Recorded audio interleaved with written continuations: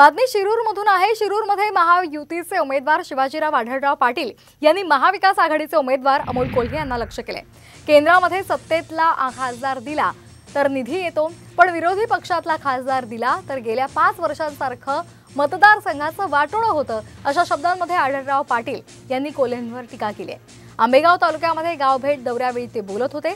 आंबेगाव तालुक्याला निधी नाहीये, चाकण तळेगाव शिक्रापूरचा वाहतूक प्रश्न सुद्धा अद्याप सोडवलेला नाहीये, अशी टीकाही त्यांनी केली आहे। संसदेमध्ये नुसती भाषण करून चालत नाही, तर शेतकऱ्यांसाठी काही ठराविक ठोस भूमिका घेणं गरजेचं आहे। जे काम आतापर्यंत आदरणीय वळसे पाटलांनी केलं तेच काम आपल्याला या भविष्य काळामध्ये केंद्रामधून करण्यासाठी मला तुमची ताकद पाहिजे। केंद्रामध्ये सत्तेतला खासदार असेल तर निधी येतो, विरोधातला खासदार असेल तर 5 वर्ष जसं मतदारसंघाचं वाटोळ झालं तसं आपण करून देता कामा नये। पद्धतीचं एक सातत्यानं मला वाटलं होतं की गेल्या 15 दिवसांमध्ये काहीतरी एखादा विषय बदलेल, परंतु 30 वाक्य फिरून फिरून हे करून वेगळे मुद्देच नाहीयेत। मला असं वाटतं की देशाच्या लोकसभेची निवडणूक आहे आणि लोकसभेची निवडणूक असताना बाबींवर चर्चा केली पाहिजे।